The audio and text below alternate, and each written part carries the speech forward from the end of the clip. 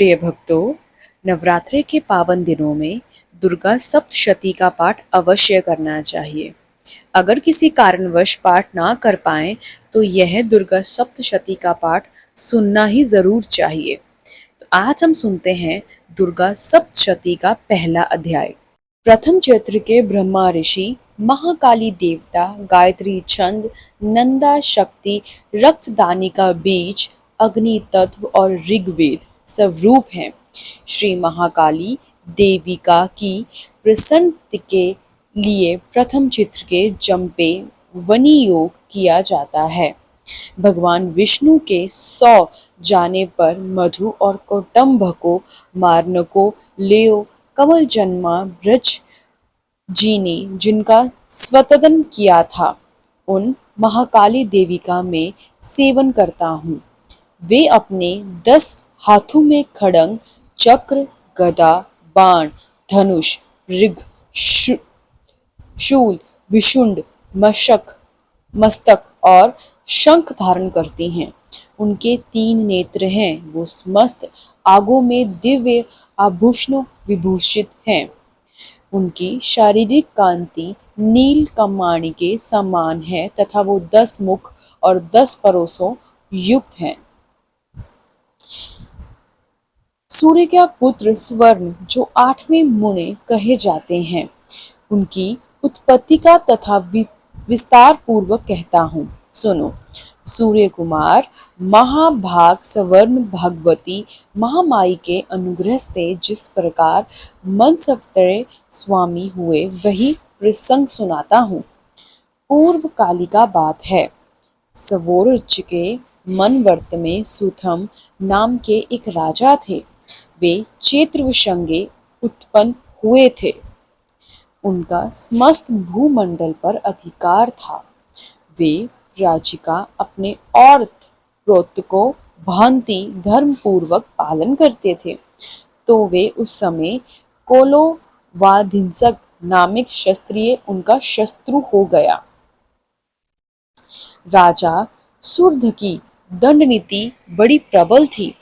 उनका शत्रुओं को साथ संग्राम हुआ।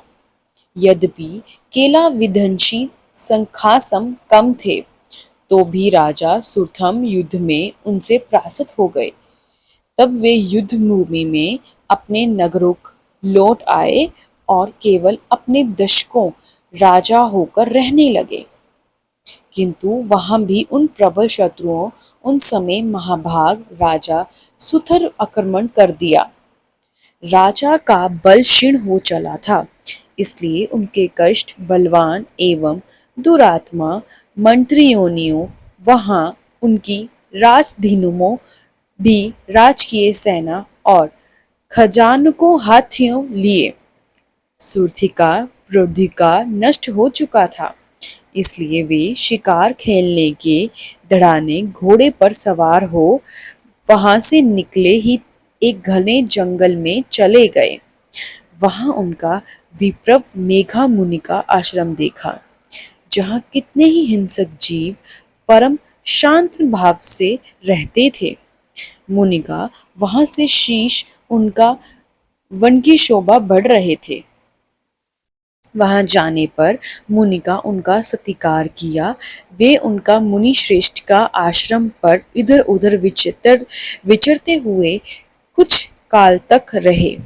फिर ममता से आकुति कुष्ठकानी होकर वहां इस प्रकार चिंता करने लगे। पूर्व काली में मेरे पूर्वजनों जिसका पालन किया था, वह नगर आज मुझसे रहित है। पता नहीं मेरे दुराचारी भृत्यागन उसकी धर्म पूर्वक रक्षा करते हैं या नहीं। जो सदा मदि के वर्ष करने वाले शूरवीर था, वह मेरा प्रधान हाथी अब शत्रुओं के अधीन होकर ना जाने किन भोगों को भोगता होगा। जो लोग मेरी कृपा, धन और भोजन पाने से सदा मेरे पीछे पीछे चलते थे, वे निश्चय ही अब दूसरे राजाओं का अनुसरण करते होंगे। उनकी अपव्ययी लोगों के द्वारा सदा खर्च होते रहने के कारण अत्यंत कष्ट से जमा किया हुआ मेरा वह खजाना खाली हो गया होगा। यह तथा और भी कई बातें राजा सुधर निरंतर सोचते रहते थे। एक दिन उन्होंने वहां विपर्स मोद के आश्रम के निकट एक वैश्य को देखा और उनसे पूछा, भाई तुम कौन हो? यहाँ तुम्हारा आने का क्या कारण है? तुम क्यों शोकग्रस्त और अनमने से दिख देते हो? राजा सुरथ का यह प्रेम पूर्वक कहा हुआ वचन सुनकर वैश्य ने विनती भाव से उन्हें प्रणाम करके कहा, राजन, मैं धनियों के कुल में उत्पन्न एक वैश्य हूँ। मेरा नाम समाधि है। मेरा दुष्ट स्त्री पुत्रों ने धन के लोभ से मुझे घर से बाहर निकाल दिया है। मैं इस समय धन, स्त्री और पुत्र से वंचित हूँ। मेरा विश्वसनीय बंधुओं ने मेरा ही धन लेकर मुझे ही दूर कर दिया है। इसलिए दुखी होकर मैं वन से चला आया हूँ। यहाँ रहकर मैं इस बात को नहीं जानता कि मेरे पुत्रों की स्त्री की सर्वजनों कुशल हैं या नहीं। इस समय घर में वे कुशल से रहते हैं अथवा उन्हें कोई कष्ट है? वे मेरे पुत्र कैसे हैं? क्या वे सदाचारी हैं या दुराचारी हो गए हैं? तुम्हें घर से निकाल दिया, उनके प्रति तुम्हारा चित्तमय इतना स्नेह का धन बंधन क्यों है? आप मेरे विषयों में जैसी बात कहते हैं वह सब ठीक है, किंतु मैं क्या करूं? मेरा मन निठुरता नहीं धारण करता। जिन्होंने धन के लोभ में पड़कर पिता के प्रति स्नेह, पति के प्रति प्रेम तथा आत्मजन के प्रति अनुराग को तिलांजी दे मुझे घर से निकाल दिया, उन्हें ही प्रति मेरा हृदय इतना स्नेह में क्यों है? महात्मते, गुणहीन बंधुओं के प्रति जो मेरा चित्त इस प्रकार प्रेम मगन हो रहा है वह क्या है? इस बात को मैं जानकर भी नहीं जान पाता। उनके लिए मैं लंबी सांस ले रहा हूँ और मेरा हृदय अत्यंत दुखी हो रहा है। उन लोगों में प्रेमी का सर्वथा अभाव है, तो भी उनके प्रति जो मेरा मन निष्ठुर हो पाता, इसलिए मैं क्या करूं? ब्रह्मा, तंदपुर राजा ओम के श्रेष्ठ सुथर और वह समाधि नामक वैश्य दोनों साथ साथ मेघा मुन की सेवा में उपस्थित हुए और उनके साथ यथा योग्य न्यायकूल विनयपूर्ण बर्ताव करके बैठे। तत्पश्चात वैश्य और राजा ने कुछ वार्तालाप आरंभ किया। भगवान, मैं आपसे एक बात पूछना चाहता हूँ। राजा ने कहा, उसे बताइए। मेरा चित्त अपने अधीन ना होकर कारण होने के कारण वह बात मेरे मन को बहुत दुखी करती है। जो राज्य मेरे हाथ से चला गया उसमें मैं उसके संपूर्ण अंगों में मेरी ममता बनी हुई है। मुनिश्रेष्ठ, यह जानते हुए भी कि वह अब मेरा नहीं है, अज्ञानी की भांति मुझे उसके लिए दुख होता है। यह क्या है? इधर यह वैश्य भी घर से अपमानित होकर आया है। इसके पुत्र, स्त्री और भृत्यों ने इसे छोड़ दिया है। सर्वजनों ने भी इसका परित्याग कर दिया है, तो इसका उनके प्रति अत्यंत हृदय स्नेह रखता है। इस प्रकार यह तथा मैं दोनों ही बहुत दुखी हैं। जिसमें प्रत्यक्ष दोष देखा गया है, उस विषय के लिए भी हमारे मन में ममता जनित आकर्षण पैदा हो रहा है। महाभाग, हम दोनों समझदार हैं, तो भी हमसे जो मोह पैदा हुआ है यह क्या है? विवेक शून्य पुरुष की भांति मुझ में और इसमें यह मूढ़ता प्रत्यक्ष दिखाई देती है। ऋषि बोले, महाभाग्य, विषय मार्ग का ज्ञान सभी जीवकों को है। इस प्रकार विषय भी सभी के लिए अलग अलग है। कुछ प्राणी दिन में नहीं देखते, दूसरे रात में नहीं देखते, तथा कुछ जीव ऐसे हैं जो दिन और रात में भी बराबर देखते हैं। यह ठीक है कि मनुष्य समझदार होते हैं, किंतु केवल वह ऐसे नहीं होते। पशु, पक्षी और मृग आदि सभी प्राणी समझदार होते हैं।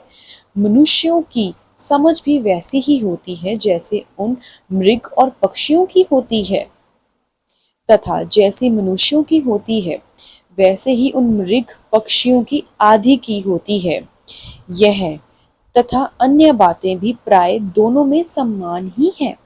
समझ होने पर तुम इन पक्षियों को देखो, यह स्वयं भूख से पीड़ित होते हुए भी मोहवश बच्चों की चोंच में कितने चाव से अन्न के दाने डाल रहे हैं। नरश्रेष्ठ, क्या तुम्हें दिखाई नहीं देता कि यह मनुष्य समझदार होते हुए भी लोभवश अपने किए हुए उपकारक बदला पाने के लिए पुत्रों को अभिलाषा करते हैं? यद्यपि उन सब में समझ की कमी नहीं है, तथापि वे सांसारिक स्थिति, जन्म मरण का परंपरा बनाए रखने वाली भगवती महामाई के प्रभाव द्वारा ममतामय भवस्वते युक्त मोह के गहरे गर्त में गिराए गए हैं। इसलिए इसमें आश्चर्य नहीं करना चाहिए। जगदीश्वर भगवान विष्णु की योगा निद्रा रूपा में जो भगवती महामाया है, उनसे ही यह जगत मोहित हो रहा है। वे भगवती महामाया देवी जो ज्ञानियों की जो भी चित्त को बलपूर्वक खींचकर मोह में डाल देती हैं, वह इस संपूर्ण चराचर जगत जन की सृष्टि करता है।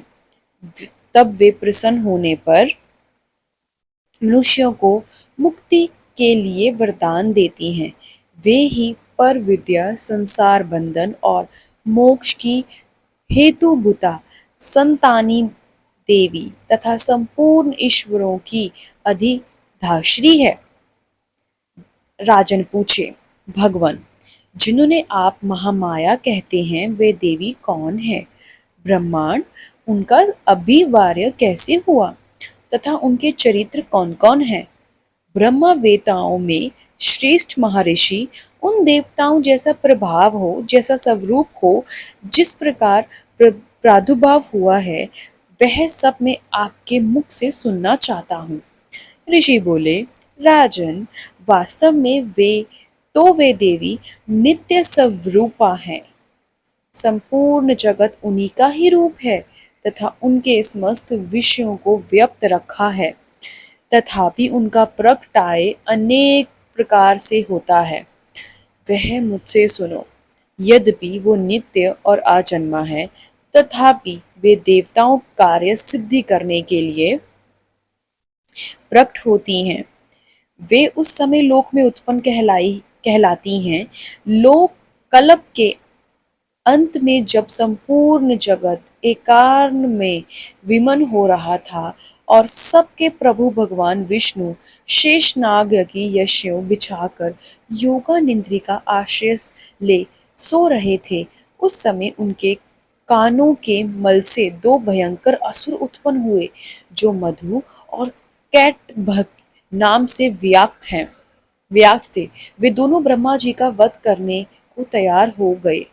भगवान विष्णु के नीला कमल में विराजमान प्रजापति ब्रह्म जी ने जब उन दोनों भयानक असुरों को अपने पास आते देखा और भगवान को सोया हुआ देख एकाग्रचित होकर उन्हें भगवान विष्णु को जगाने के लिए उनके नेत्रों में निवास करने वाली योगा निद्रा का स्तवन आरंभ किया, जो इस विश्व की अधिश्वरी, जगत धारण करने वाली, संसार का पालन और संसार संहार करने वाली तथा तेज स्वरूप भगवान विष्णु की अनुपमा शक्ति हैं।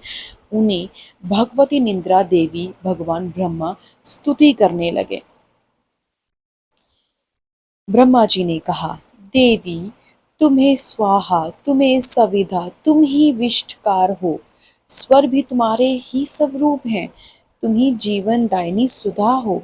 नित्य अष्ट परिणाम प्रणव में अकार, उकार, मकार इन 3 मंत्राओं रूप में तुम स्थित हो तथा इन मंत्राओं को अतिरिक्त जो बंधु रूपा नित्य अधिमात्रा है जिसका विश्व विशेष रूप से उच्चारण नहीं किया जा सकता, वह भी तुम ही हो।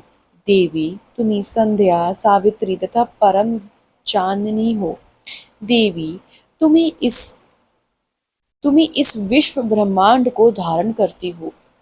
तुम ही इस जागृति का संस्कृति सृष्टि हो। तुम्ही से इसका पालन होता है और सदा तुम ही कल्प के उनमें सबको अपना ग्रस्त बना लेती हो। जगतमयी देवी, इस जगत उत्पष्टि के तुम समय सृष्टि रूपा हो, पालन काल में स्थिति रूपा हो तथा कल्पनात्मक समय संहार रूप धारण करने वाली हो। तुम ही महाविद्या, महामाया, महामेघा, महासमृति, महामोहा रूपा महादेवी और महासुरी हो। तुम ही तीनों गुणों को उत्पन्न करने वाली सबकी प्रकृति हो।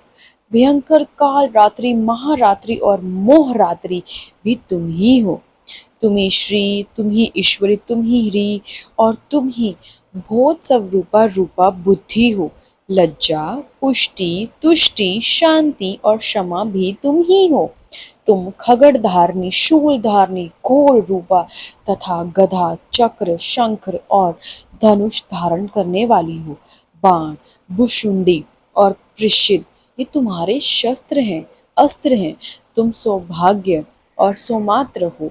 इतना ही नहीं, जितने भी सौम्य एवं सुंदर पदार्थ हैं, तुम उन सब की अपेक्षा तुम अत्यधिक सुंदर हो। पर और ऊपर सबसे परे रहने वाली परमेश्वरी तुम ही हो। सर्वरूपाय देवी, कहीं भी सत असत रूप जो कुछ वस्तुएं हैं उन सब की जो शक्ति है वो तुम ही हो। ऐसा अवस्थाओं में तुम्हारी स्तुति क्या हो सकती है। जो इस जगत की सृष्टि, पालन और संहार करते हैं, उन्हें भगवान को भी जब तुमने निंद्रा के अधीन कर दिया है, तुम्हारी स्तुति करने में कहाँ कौन समर्थ हो सकता है। मुझ में भगवान शंकर को तथा भगवान विष्णु को भी तुमने ही शरीर धारण कराया है। अंततः तुम्हारी स्तुति करने की शक्ति किसमें है। देवी, तुम ही अपने इन उद्धार प्रभावों से ही प्रशासित हो। ये जो दोनों दीर्घायु असुर मधु और कौटुंब हैं, इनको मोह में डाल दो। जगदीश्वरी भगवान विष्णु को शीघ्र ही जगा दो। साथ ही इनके भीतर उन दोनों महान असुरों को मार डालने की बुद्धि उत्पन्न कर दो। ऋषि कहते हैं, राजन, जब ब्रह्मा जी ने वहां मधु और कटम्ब को मारने के उद्देश्य से भगवान विष्णु को जगाने के लिए तमोगुणी अधिशास्त्री देवी योगना निंद्रा इस प्रकार स्तुति की, तब वे भगवान के नेत्र, मुख, नासिका, बाहु, हृदय, विष आदि से निकलकर अयंत जन्मा ब्रह्मा जी की दृष्टि समक्ष खड़ी हो गई। योगा निद्रा मुक्त होकर उन पर जगत के स्वामी भगवान जनार्दन उस एकाग्र करनी में जल में शेषनागी के स्वस्थ जाग उठे। फिर उन्होंने उन दोनों असुरों को देखा। वे दुरात्मा मधु और कौटुंब अत्यंत बलवान पराक्रमी थे और क्रोध से लाल आंखें किए ब्रह्मा जी को खा जाने के लिए उयोग कर रहे थे। तब भगवान श्री हरि ने उठकर उन दोनों साथ 5000 विषयों तक केवल महायुद्ध किया। वे दोनों भी अत्यंत बल के कारण अनंतमय हो रहे थे, उत्पन्न हो रहे थे। इधर महामायों ने भी उन्हें मोह माया में डाल रखा था। इसलिए वो भगवान विष्णु से कहने लगे, तुम हमारी वीरता से संतुष्ट हैं, तुम हम लोगों से कोई वर मांगो। भगवान श्री बोले, यदि तुम दोनों मुझ पर प्रसन्न हो, अब मुझसे मेरे हाथ से मर जाओ। बस इतना सा ही मैंने वर मांगा है, यहाँ दूसरे किसी वर से क्या लेना है। ऋषि कहते हैं, इस प्रकार धोखे में आकर जाने पर उन्होंने संपूर्ण जगत में जल ही जल देखा। तब कमल नयन भगवान ने से कहा, जहाँ पृथ्वी जल में डूबी हुई ना हो, वहाँ सूखा स्थान हो, वही हमारा वध करो। ऋषि कहते हैं, तुम तथास्तु कहकर शंख, चक्र और गदा धारण करने वाले भगवान ने उन दोनों को मस्तक अपनी जांघ पर रखकर चक्र से काट डाला। इस प्रकार ये देवी महामाई ब्रह्मा जी की स्तुति करने पर स्वयं प्रकट हुई थी। तब पुनः तुमसे उनके प्रभाव का वर्णन करता हूँ, सुनो। ओम मध्यम चित्रिकाय विष्णु ऋषि महालक्ष्मी देविता उन शक कंबरी शक्ति दुर्गा बीज वायु तत्व और यागेंद्र स्वरूप हैं। श्री महालक्ष्मी जी के प्रसन्नता के लिए मध्य चित्र के पाठ में इसका विनियोग है।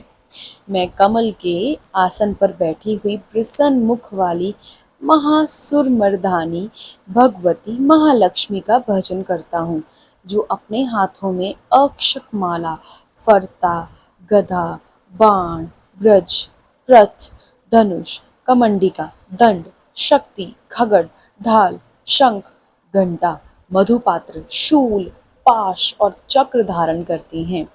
ऋषि कहते हैं, पूर्व काल में देवताओं और असुरों में 100 वर्षों तक घोर संग्राम हुआ था।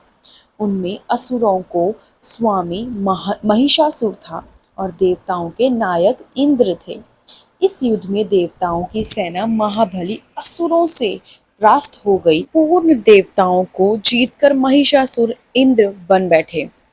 तब राजित देवता प्रजापति ब्रह्मा जी के आगे करके उस स्थान पर गए जहां भगवान शंकर और विष्णु विराजमान थे। देवताओं ने महिषासुर से पराक्रम तथा अपनी प्रजिका यथावत वर्तानत उन दोनों देव शुरू से विस्तार पूर्वक कह सुनाया।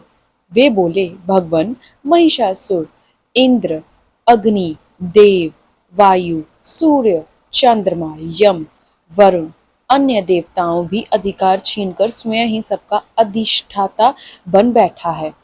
उस दुरात्मा महिषास ने समस्त देवताओं को स्वर्ग से निकाल दिया है। अब वे मनुष्यों की भांति पृथ्वी पर विचारते हैं।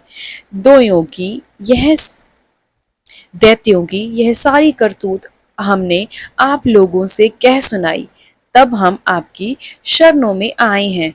उस वादी का कोई उपाय सोचिए। प्रिय भक्तों, ये था प्रथम अध्याय माता श्री दुर्गा सप्तशती का। अगली वीडियो में हम दूसरा भाग, द्वितीय भाग श्री दुर्गा सप्तशती का पढ़ेंगे, सुनेंगे। तो उसके लिए चैनल को सब्सक्राइब और इस वीडियो को लाइक अवश्य कर दें। जय मां दुर्गा।